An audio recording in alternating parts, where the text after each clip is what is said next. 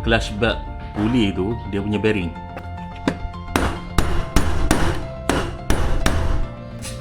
Ataupun bearing dekat swing arm ni.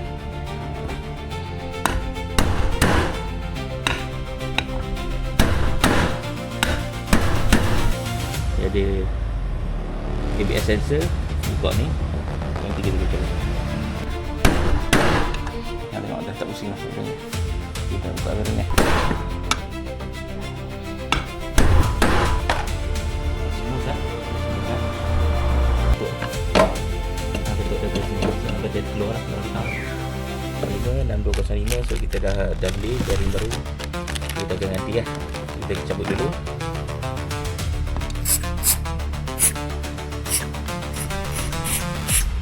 Buka dulu circuit tu, lepas tu baru kita bercabut bearing ni. Okay, so dah siap lah. Dah siap, semua dah pasang.